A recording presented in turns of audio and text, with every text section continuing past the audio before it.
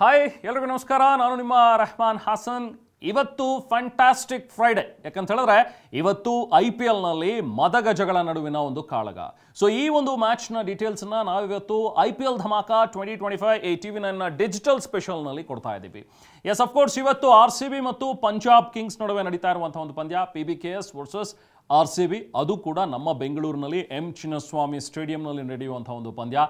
So of course ತವರು ನೆಲದಲ್ಲಿ RCB ಅಂತ ಹೇಳ್ಕೊಳ್ಳುವಂಥ ಒಂದು ಪರ್ಫಾರ್ಮೆನ್ಸ್ ಕೊಟ್ಟಿಲ್ಲ. ಅಫ್ಕೋರ್ಸ್ 2 ಮ್ಯಾಚ್ಗಳನ್ನು ಸೋತಿದ್ರು ಕೂಡ ಇವತ್ತು ಗೆಲುವಿನ ಹಾಟ್ ಫೇವರೇಟ್ ತಂಡ ಇರುವಂಥದ್ದು ಅದು RCBನೇ. ಯಾಕಂದರೆ ತವರು ನೆಲದಲ್ಲಿ ಎನಿ ಡೇ RCB ಡೇಂಜರ್ ಆಗಿ ಪರಿಣಮಿಸಬಹುದು ಅನ್ನುವಂಥದ್ದು PBKSಗೂ ಕೂಡ ಗೊತ್ತು. ಸೊ ಹಾಗಾಗಿ ಇವತ್ತಿನ ಒಂದು ಮ್ಯಾಚ್ RCB ವರ್ಸಸ್ ಪಂಜಾಬ್ ನಡುವೆ ನಾವು ಮಾತಾಡ್ತಾ ಹೋದರೆ ಅಫ್ಕೋರ್ಸ್ ಇವತ್ತಿನ ಒಂದು ಮ್ಯಾಚ್ನಲ್ಲಿ ಎಲ್ಲರೂ ಗಮನ ಕೊಡ್ತಾ ಇರುವಂಥದ್ದು RCB ತಂಡದ ಮೇಲೆ. ಸೊ ಹಾಗಾಗಿ RCBಗೆ ಸ್ವಲ್ಪ ಒತ್ತಡ ಇದೆ ಅಂತ ಅನಿಸಿದ್ರು ಕೂಡ ಇವತ್ತಿನ ಗೆಲುವಿನ ಹಾಟ್ ಫೇವರೇಟ್ ತಂಡ ಕೂಡ RCB.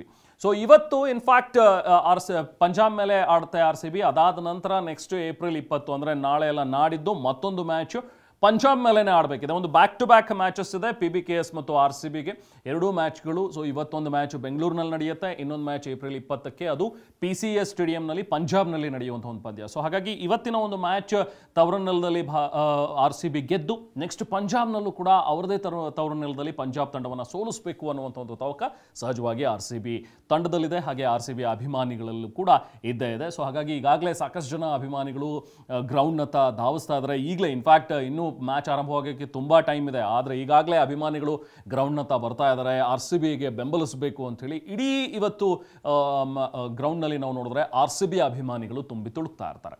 ಇನ್ನು ಮದಗಜಗಳ ಕಾದಾಟ ಅಂತ ಹೇಳಬೇಕು, ಯಾಕಂದರೆ ಎರಡೂ ತಂಡಗಳು ಈ ಬಾರಿ IPLನ ಬಲಿಷ್ಠ ತಂಡಗಳು.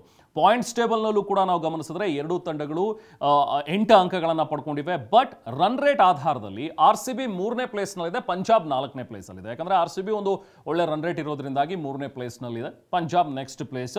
ಸೊ ಎರಡೂ ತಂಡಗಳು ಬಲಿಷ್ಠ ತಂಡಗಳು ಅನ್ನುವಂಥದ್ರಲ್ಲಿ ನೋ ಡೌಟ್. ಮೊದಲಿಗೆ RCB ತಂಡದ ಬಗ್ಗೆ ಮಾತಾಡಿದ್ರೆ ನೋಡಿ, 6 ಮ್ಯಾಚ್ಗಳಲ್ಲಿ ಇದುವರೆಗೂ 4 ಗೆಲುವನ್ನು ದಾಖಲಿಸಿದೆ, 2 ಸೋಲನ್ನು ಕಂಡಿರುವಂಥ RCB. ಬಟ್ ಎರಡೂ ಮ್ಯಾಚ್ಗಳು ಕೂಡ ತವರು ನೆಲದಲ್ಲಿ ಸೋತಿದೆ.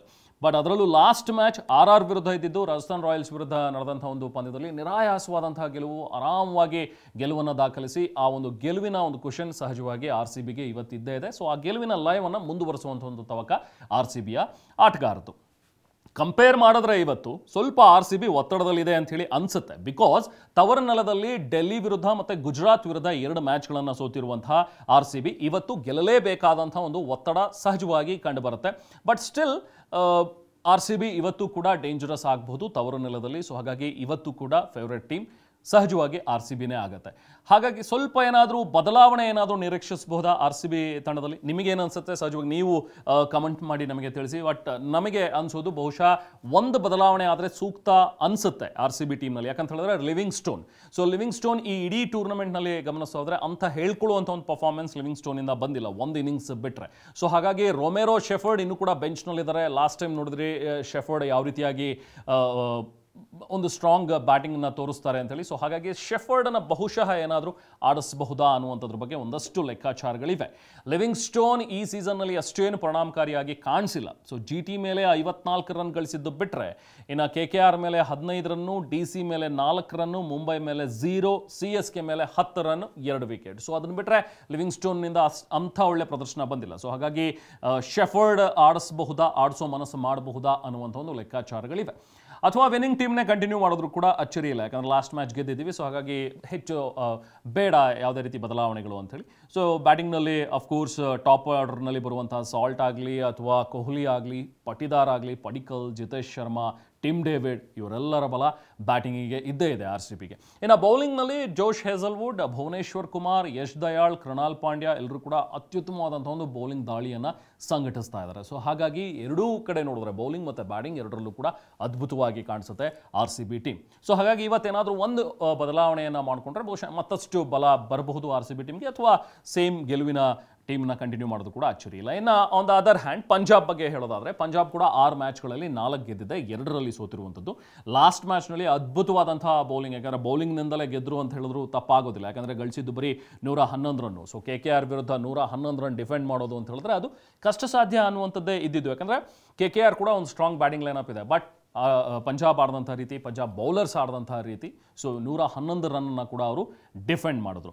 ಸೊ ಸದ್ಯಕ್ಕೆ ಬ್ಯಾಟಿಂಗ್ ಸ್ಟ್ರಾಂಗ್ ಆಗಿದೆ ಅನ್ನುವಂಥದ್ದನ್ನ ಹೇಳಲೇಬೇಕು ಪಂಜಾಬ್ಗೆ. ಬಟ್ ಬೌಲಿಂಗ್ ಸ್ವಲ್ಪ ಸಮಸ್ಯೆ ಇದೆ ಅಂಥೇಳಿ ಕಾಣಿಸ್ತಾ ಇದೆ. ಮುಂದೆ ಹೇಳ್ತೀನಿ ಯಾಕೆ ಬೌಲಿಂಗ್ ಸಮಸ್ಯೆ ಅಂತೇಳಿ. ಇನ್ನು ಟೀಮ್ನ ವಿಶೇಷತೆ ಏನಂತ ಹೇಳಿದ್ರೆ, ಬ್ಯಾಟಿಂಗ್ನಲ್ಲಿ ಮಿಂಚ್ತಾ ಇರೋರು ಎಲ್ಲರೂ ಕೂಡ ಇಂಡಿಯನ್ ಯಂಗ್ಸ್ಟರ್ಸ್. ಸೊ ಹಾಗಾಗಿ ಫಾರಿನ್ ಪ್ಲೇಯರ್ಸನ್ನು ಹೆಚ್ಚಾಗಿ ನೆಚ್ಕೊಂಡಿಲ್ಲ ಪಂಜಾಬ್. ನಮ್ಮ ಯಂಗ್ಸ್ಟರ್ಸ್ ಮೇಲೇ ಹೆಚ್ಚು ಕಾನ್ಫಿಡೆನ್ಸ್ ತೋರಿಸಿದ್ದಾರೆ. ಇನ್ನು RCBಯಲ್ಲಿ ಈಗ ಸಾಲ್ಟ್ ಆಗಲಿ, ಟಿಮ್ ಡೇವಿಡ್ ಆಗಲಿ ಅಂಥ ಒಂದು ಸ್ಫೋಟಕಾರಿಯಾದಂಥ ಒಂದು ಬ್ಯಾಟ್ಸ್ಮನ್ ಪಂಜಾಬ್ಗೆ ಇಲ್ದಿದ್ರು ಕೂಡ, ಪಂಜಾಬ್ನಲ್ಲಿ ಇಂಡಿಯನ್ ಬ್ಯಾಟ್ಸ್ಮನ್ಗಳು, ಅದು ಪ್ರಿಯಾಂಶ್ ಆರ್ಯ ಆಗಿರಲಿ, ಪ್ರಭ್ಸಿಮ್ರನ್ ಆಗಿರಲಿ, ಶ್ರೇಯಸ್ ಅಯ್ಯರ್ ಹಿಮ್ಸೆಲ್ಫ್ ಕ್ಯಾಪ್ಟನ್, ಜೊತೆಗೆ ಶಶಾಂಕ್ ಸಿಂಗ್ ಹಾಗೆ ನೇಹಲ್ ವಧೇರಾ ಎಲ್ಲರೂ ಕೂಡ ಬ್ಯಾಟಿಂಗ್ನಲ್ಲಿ ಒಂದಲ್ಲ ಒಂದು ಮ್ಯಾಚ್ನಲ್ಲಿ ಅವರು ಕಾಂಟ್ರಿಬ್ಯೂಟ್ ಮಾಡ್ತಾ ಇದ್ದಾರೆ.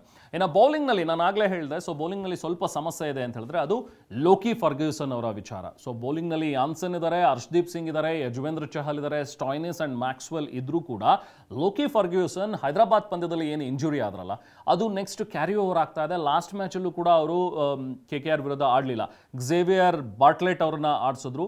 ಸೊ ಡಿಸೆಂಟ್ ಆಗೇ ಇತ್ತು ಬಾಟ್ಲೆಟ್ ಅವರ ಒಂದು ಬೌಲಿಂಗ್ ಕೂಡ. 3 ಓವರ್ನಲ್ಲಿ 30 ರನ್ ಕೊಟ್ಟರು, ಒಂದು ವಿಕೆಟ್ ಕೂಡ ಪಡೆದ್ರು. ಬಟ್ ಫರ್ಗ್ಯೂಸನ್ ಮಾಡುವಂಥ ಒಂದು ಡಿಫರೆನ್ಸ್ ಇದೆಯಲ್ಲ, ಸೊ ಅದು ಮತ್ತೊಬ್ಬ ಬೌಲರ್ ಮಾಡೋದಕ್ಕೆ ಸಾಧ್ಯ ಇಲ್ಲ. ಸೊ ಹಾಗಾಗಿ ಫರ್ಗ್ಯೂಸನ್ ಮೇಲೆ ಹೆಚ್ಚಿನ ಒಂದು ನಂಬಿಕೆ ಇತ್ತು ಪಂಜಾಬ್ ಕಿಂಗ್ಸ್ಗೆ, ಒಂದು ಡಿಪೆಂಡೆನ್ಸಿ ಕೂಡ ಇತ್ತು. ಬಟ್ ಇವತ್ತು ಫರ್ಗ್ಯೂಸನ್ ಆಡ್ತಾರಾ? ಈಗಾಗಲೇ ಟೀಮ್ ಮ್ಯಾನೇಜ್ಮೆಂಟ್ ಕೂಡ ಸ್ಪಷ್ಟಪಡಿಸಿದೆ, ಯಾಕಂದರೆ KKR ಮ್ಯಾಚ್ನಲ್ಲಿ ಅವರು ಆಡಲಿಲ್ಲ. ಸೊ ಹಾಗಾಗಿ Punjab bowling coach James hopes ಈಗಾಗಲೇ ಹೇಳಿಬಿಟ್ಟಿದ್ದಾರೆ, ಫರ್ಗ್ಯೂಸನ್ ಇಂಜುರಿ ತುಂಬ ಸೀರಿಯಸ್ ಆಗಿದೆ, ಅವರು ಇಡೀ IPL ಟೂರ್ನಿಯಲ್ಲಿ ಆಡ್ತಾರಾ ಅನ್ನುವಂಥದ್ದೇ ಡೌಟ್ ಇದೆ. ಸೊ ಹಾಗಾಗಿ ಇವತ್ತಿನ ಒಂದು ಮ್ಯಾಚ್ ಕೂಡ ಅವರು ಆಡೋದು ಅನುಮಾನ, ಆಲ್ಮೋಸ್ಟ್ ಇಲ್ಲ ಅಂತಲೇ ಈಗ ಟೀಮ್ ಮ್ಯಾನೇಜ್ಮೆಂಟಿಂದ ಮೆಸೇಜ್ ಬರ್ತಾ ಇದೆ. ಸೊ ಲಾಸ್ಟ್ ಟೈಮ್ ಹ್ಯಾಮ್ಸ್ಟ್ರಿಂಗ್ ಇಂಜುರಿಯಿಂದ ಅವರು ಚಾಂಪಿಯನ್ಸ್ ಟ್ರೋಫಿ ಕೂಡ ಮಿಸ್ ಮಾಡಿಕೊಂಡ್ರು. ಈಗ ಮತ್ತೆ ಇಂಜುರಿ ಕಾಡ್ತಾ ಇದೆ. ಬ್ಯಾಕ್ ಟು ಬ್ಯಾಕ್ 2024 ನವೆಂಬರಲ್ಲಿ ನೋಡ್ತಾ ಇದ್ರೆ 3ನೇ ಬಾರಿ ಈಗ ಈ ರೀತಿಯಾದಂಥ ಒಂದು ಸಮಸ್ಯೆ ಲೂಕಿ ಫರ್ಗ್ಯೂಸನ್ ಅವ್ರಿಗೆ ಕಾಡ್ತಾ ಇರುವಂಥದ್ದು. ಸೊ ಹಾಗಾಗಿ ಅವರ ಜಾಗದಲ್ಲಿ ಯಾರನ್ನು ಆಡಿಸ್ತಾರೆ ಅಂತ, ಬ್ರಾಟ್ಲೆಟ್ ಅವ್ರನ್ನೇ ಇವತ್ತು ಮತ್ತೆ ಕಂಟಿನ್ಯೂ ಮಾಡ್ತಾರಾ, ಅಥವಾ ಒಮರ್ ಜಾಯಿ ಕೂಡ one of the best option ಪಂಜಾಬ್ಗಿರುವಂಥದ್ದು. ಸೊ ಹಾಗಾಗಿ ಲಾಸ್ಟ್ ಮ್ಯಾಚಲ್ಲೂ ಕೂಡ ಒಮರ್ ಜಾಯಿ ಅವರಿಂದ ಒಳ್ಳೆ ಪ್ರದರ್ಶನ ಬಂದಿದೆ. ಬಟ್ ಲಾಸ್ಟ್ ಮ್ಯಾಚ್ ಬ್ರಾಟ್ಲೆಟ್ ಅವರಿಂದನೂ ಕೂಡ ಚೆನ್ನಾಗೇ ಆಡಿದ್ದಾರೆ. ಸೊ ಇಬ್ಬರಲ್ಲಿ ಯಾರನ್ನು ಪಿಕ್ ಮಾಡ್ತಾರೆ ಅನ್ನುವಂಥದ್ದನ್ನು ನೋಡಬೇಕು. ಇನ್ನು ಸ್ಟಾಯ್ನಿಸ್ ಮತ್ತು ಮ್ಯಾಕ್ಸ್ವೆಲ್ ಇನ್ನೂ ಕೂಡ ಅವರ ಫಾರ್ಮನ್ನು ಕಂಡುಕೊಂಡಿಲ್ಲ. ಬೌಲಿಂಗ್ನಲ್ಲಿ ಮ್ಯಾಕ್ಸ್ವೆಲ್ ಆಗಾಗ ಸ್ವಲ್ಪ ಮಿಂಚರಿಸ್ತಾ ಇದ್ದಾರೆ, ಬಟ್ ಬ್ಯಾಟಿಂಗ್ನಲ್ಲಿ ಅಂಥ ಕಾಂಟ್ರಿಬ್ಯೂಷನ್ ಇಲ್ಲ. ಸ್ಟಾಯ್ನಿಸ್ ಬ್ಯಾಟಿಂಗ್ ಬೌಲಿಂಗ್ ಎರಡರಲ್ಲೂ ಕಾಂಟ್ರಿಬ್ಯೂಟ್ ಮಾಡ್ತಾರೆ ಅಂತ ಅಂದ್ಕೊಂಡ್ವಿ, ಬಟ್ ಸ್ಟಾಯ್ನಿಸ್ ಬೌಲಿಂಗ್ನಲ್ಲಿ ಸ್ವಲ್ಪ ಓಕೆ ಅಂತ ಹೇಳಿಸಿದ್ರು ಕೂಡ ಬ್ಯಾಟಿಂಗ್ನಲ್ಲಿ ಅಂಥದ್ದೇನು ಹೆಚ್ಚು ಕಮಾಲ್ ಮಾಡಿಲ್ಲ. ಸೊ ಹಾಗಾಗಿ ಇವರಿಬ್ಬರ ಜಾಗದಲ್ಲಿ ಬೇರೆಯವ್ರನ್ನ ಆಡಿಸ್ಬೇಕಾ? ನೋ. ಯಾಕಂದರೆ ಬಿಗ್ ಮ್ಯಾಚ್ ಆಗಿರೋದ್ರಿಂದಾಗಿ Stoinis any day, Maxwell any day dangerous ಆಗ್ತಾರೆ. ಅದರಲ್ಲೂ RCB ವಿರುದ್ಧ ಮ್ಯಾಕ್ಸ್ವೆಲ್ ಗೊತ್ತಿದೆ RCBಯ ಟೀಮ್ ಹೇಗಿರುತ್ತೆ ಅಥವಾ ಯಾರು ಹೇಗೆ ಆಡ್ತಾರೆ ಅಂತೇಳಿ. ಸೊ ಹಾಗಾಗಿ ಆ ಅಡ್ವಾಂಟೇಜ್ ಮ್ಯಾಕ್ಸ್ವೆಲ್ಗೆ ಇದ್ದೇ ಇರುತ್ತೆ. ಸೊ ಹಾಗಾಗಿ ಇವತ್ತು ಮ್ಯಾಕ್ಸ್ವೆಲ್ ಕೂಡ ಆಡಬಹುದು ಪಂಜಾಬ್ ತಂಡದ ವಿರುದ್ಧ. ಇನ್ನು ಮೇನ್ ಇವತ್ತು RCB ಮತ್ತು ಪಂಜಾಬ್ ನಡುವಿನ ಗೇಮ್ ಅಂತ ಅಂದರೂ ಕೂಡ ಪ್ರಮುಖವಾಗಿ ಇವತ್ತು ನಡೆಯುವಂಥದ್ದು ಆಟ ಅದು ವರುಣದೇವನ ಆಟ. ಯಾಕಂದರೆ ಬೆಂಗಳೂರಿನಲ್ಲಿ ಈಗ ರೈನ್ ಪ್ರೊಡಿಕ್ಷನ್ ಇದೆ. ವೆಸ್ಟ್ ಆ್ಯಂಡ್ ನಾರ್ತ್ ಬ್ಯಾಂಗ್ಳೂರಿನಲ್ಲಿ ಯೆಲ್ಲೋ ಅಲರ್ಟ್ ಈಗಾಗಲೇ ಕೊಟ್ಟಿದ್ದಾರೆ. ಸೊ ಹಾಗಾಗಿ ಮಳೆ ಬೀಳುವ ಲಕ್ಷಣ ಇದೆ ಅಂತ ಹೇಳ್ತಾ ಇದ್ದಾರೆ. ಅದರಲ್ಲೂ ಸಂಜೆ 7 ಗಂಟೆ ನಂತರನೇ ಮೋಡ ಕವಿದ ವಾತಾವರಣ ಇರುತ್ತೆ ಅಂಥೇಳಿ ಪ್ರೊಡಿಕ್ಷನ್ಸ್ ಇದೆ. ಸೊ ಹಾಗೆ ನೋಡ್ತಾ ಹೋದರೆ ಏನಾದರೂ ಮಳೆ ಬಂದು ಇವತ್ತಿನ ಒಂದು ಪಂದ್ಯ ನಿಲ್ಲುತ್ತಾ, ಇಬ್ರಿಗೂ ಕೂಡ 1 ಪಾಯಿಂಟ್ ಶೇರ್ ಆಗುತ್ತಾ ಅನ್ನುವಂಥದ್ದು ಕೂಡ ಇದೇ ಲೆಕ್ಕಾಚಾರ. ಬಟ್ ಎಲ್ಲರೂ ಹೋಪ್ಸ್ ಮಾಡ್ತಾ ಇರುವಂಥದ್ದು ಇವತ್ತು ಒಂದು ಒಳ್ಳೆ ಮ್ಯಾಚ್ ಆಗಬೇಕು. ಯಾಕಂದರೆ RCBಯ ಅಭಿಮಾನಿಗಳು ಈಗಾಗಲೇ ಫೀಲ್ಡ್ನತ್ತ ಧಾವಿಸ್ತಾ ಇದ್ದಾರೆ, ಸ್ಟೇಡಿಯಂನತ್ತ ಧಾವಿಸ್ತಾ ಇದ್ದಾರೆ. ಸೊ ಇವತ್ತು ಒಂದು ಬ್ಯೂಟಿಫುಲ್ ಆದಂಥ ಒಂದು ಮ್ಯಾಚ್ ಆಗುತ್ತೆ ಅಂತ ಎಲ್ಲರೂ ಕೂಡ ನಿರೀಕ್ಷೆಯಲ್ಲಿದ್ದಾರೆ. ಸೊ ಆ ನಿರೀಕ್ಷೆ ಸಾಕಾರ ಆಗಬೇಕು. ಇವತ್ತು ಒಳ್ಳೆ ಮ್ಯಾಚ್ ನಡಿಬೇಕು, ಅದರಲ್ಲಿ RCB ಗೆಲ್ಲಬೇಕು ಅನ್ನುವಂಥ ಒಂದು ಹಾರೈಕೆ ಎಲ್ರಿಗೂ ಕೂಡ ಇದ್ದೇ ಇದೆ. ನೋಡ ಇವತ್ತಿನ ಒಂದು ಮ್ಯಾಚ್ ಏನಾಗಬಹುದು ಅಂತೇಳಿ ನಿಮಗೇನು ಅನ್ಸುತ್ತೆ? ಎರಡೂ ತಂಡದಲ್ಲಿ ಏನಾದರೂ ಒಂದು ಬದಲಾವಣೆ ಆಗಬೇಕು ಅಂತ ಅನ್ಸುತ್ತೆ? ಯಾರು ಸ್ಟ್ರಾಂಗು ಯಾರು ವೀಕ್ ಅಂತೇಳಿ ನಿಮ್ಮ ಪ್ರೆಡಿಕ್ಷನ್ಸ್ ಏನಿದೆ ಅದನ್ನು ನಮಗೆ ಕಮೆಂಟ್ ಮಾಡಿ ತಿಳಿಸ್ಬೋದು. ಇದು ಇವತ್ತಿನ IPL ಧಮಾಕ 2025. This is Rahman signing off. Bye.